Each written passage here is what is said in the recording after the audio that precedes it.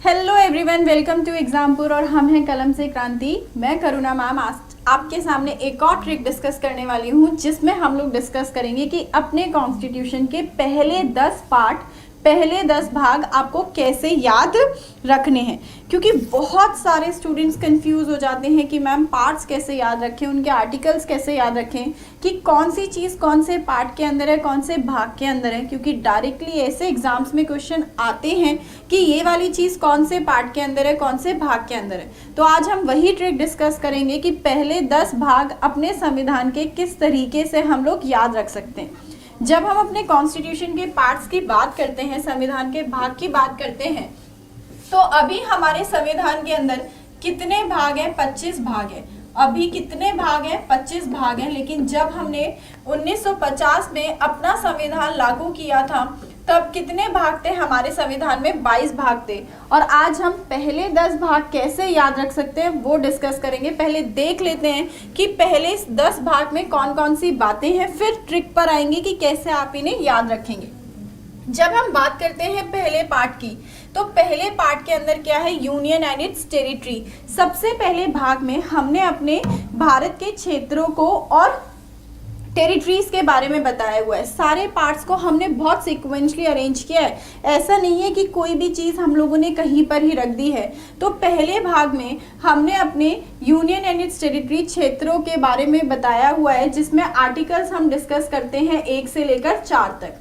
फिर दूसरे भाग में आ जाती है सिटीजनशिप, नागरिकता, कि इस क्षेत्र के अंदर जो लोग रह रहे हैं उनकी नागरिकता डिफाइन करते हैं हम दूसरे भाग में, जिसमें आर्टिकल्स आ जाते हैं हमारे 5 से लेकर 11 तक। फिर तीसरे भाग में आते हैं हमारे फंडामेंटल राइट्स, मौलिक अधिकार, जो 12 से 35 अनुच्छेद में है, कि उन लोगों को अब हम क्या अधिकार देंगे जो हमारे देश के नागरिक हैं। तो हमने तीसरे भाग में रख दिए अपने मौलिक अधिकार। फोर्थ में आते हैं directive principles of state policy, राज्य के नीति निर्देशक सिद्धांत, कि भाई जब भी हमारी सरकार हमारे ऊपर शासन करेगी, हमें गवर्न करेगी, तो वो किन सिद्धांतों को ध्यान में रखते हुए गवर्न करेगी, कौन कौन सी बातें फॉलो करेगी। ये सारी की सारी बातें हमने रख दी हैं अपने कॉन्स्टिट्यूशन के 4th पार्ट में, चौथे भाग में। फिर आते हैं हम नेक्स्ट पार्ट पे, 4th A, फंडामेंटल ड्यूटीज, मौलिक कर्तव्य, जिसके अंदर सिर्फ एक ही आर्टिकल आता है, आर्टिकल 51A, और ये हमने बाद में ऐड किया था। और ये हमने कौन से अमेंडमेंट से ऐड किया था? 42 अमेंडमेंट एक्ट 1976, जिसे हम मिनी कॉन्स्टिट्यूशन या मिनी संविधान भी कहते हैं।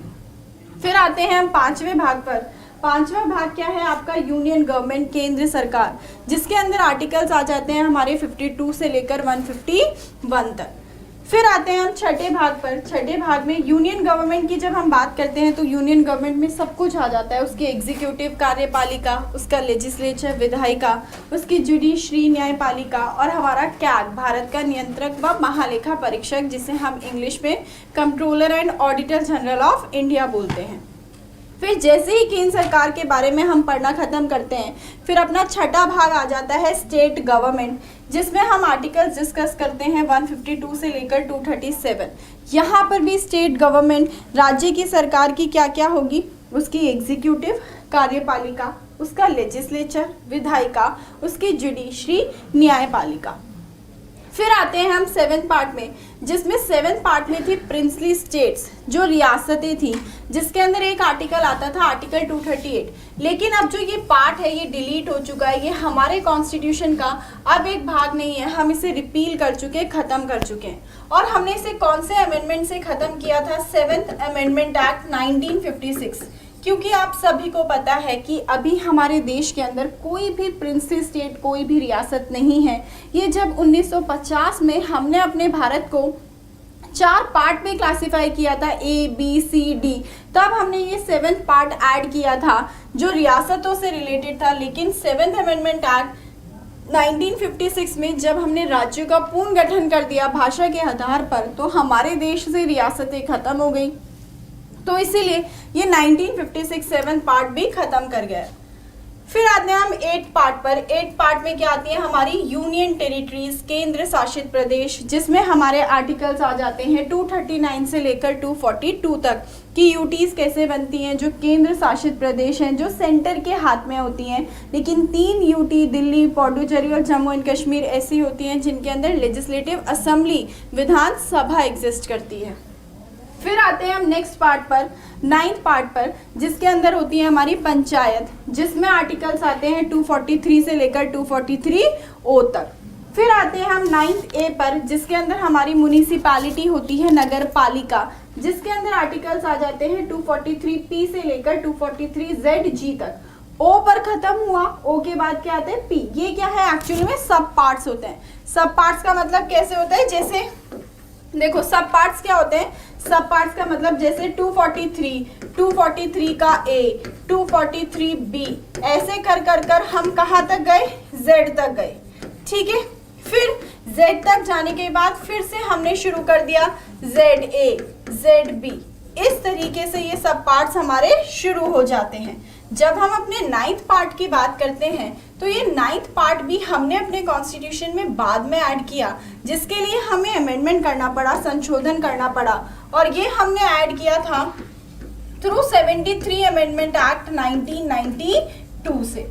फिर हमारा आता है 9th A, जो म्युनिसिपैलिटी है, नगर पालिका, जो लोकल गवर्नमेंट होती है, गांव में होती है पंचायत और शहरों में होती है नगर पालिका। म्युनिसिपैलिटी भी हमने बाद में ऐड किया और उसे ऐड किया थ्रू 74th अमेंडमेंट एक्ट 1992। फिर आ जाते हैं हम नेक्स्ट पर 9th B पार्ट पर, जिसमें हमारे आते हैं 243ZS से लेकर 243ZT तक।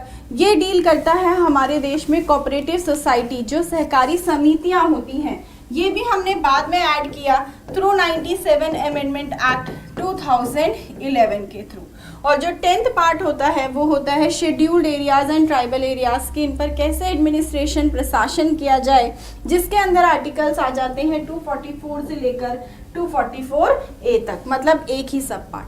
तो अभी तो आपने ये जान लिया कि ये 10 पार्ट क्या क्या हैं और उनके आर्टिकल्स क्या क्या हैं। अब इन्हें याद कैसे रखोगे, देखो, उसको चाहा, क्या कहा मैम ने, हंसना नहीं तुम लोग, सुनो ध्यान से। उसको चाहा, फिर देखा, फिर उससे प्यार हुआ। क्या करा आपने, किसी को देखा, आपने उसको चाहा और आपको उससे प्यार हो गया। ठीक, उसने प्रिय मित्र चालाकी से बता दिया, लेकिन यहाँ हो गया एक पोपट, और वो क्या हो गया कि आपको तो उससे प्यार हो गया, लेकिन उसने चालाकी से आपको अपना उसका मित्र बता दिया कि आप हमारे प्यार नहीं, हम आपसे प्यार नहीं करते, आप तो हमारे प्रिय मित्र हैं, दोस्त हैं। तो एक बार जरा मेरे साथ फिर से बोलो, उसको चाहा, फिर देखा, फिर उससे प्यार हुआ,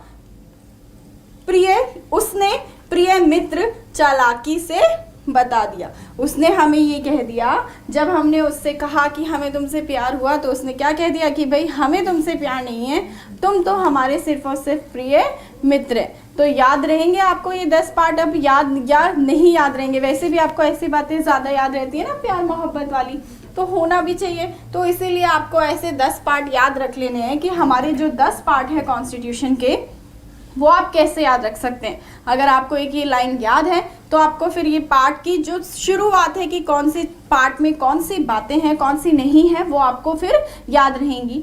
आने वाली क्लासेस में हम और बाकी जो 15 पार्ट बच गए हमारे कॉन्स्टिट्यूशन के, उन्हें हम कैसे याद करेंगे, उनकी कौन सी ट्रिक होगी, वो भी डिस्कस करेंगे। अभी आप पहले 10 पार्ट याद कर लो कि पहले 10 पार्ट आप कैसे याद रख सकते हैं। तो इसे एक लाइन को याद रखना है, एक बार रिकॉल कर लेना बोलकर, फिर आपको याद हो जाएगा कि कौन से पार्ट के अंदर कौन सी बात है। एक बार मैं साइड हो जाती हूँ, जिससे अगर आप लोगों को स्क्रीनशॉट लेना हो तो आप स्क्रीनशॉट ले सकते हो।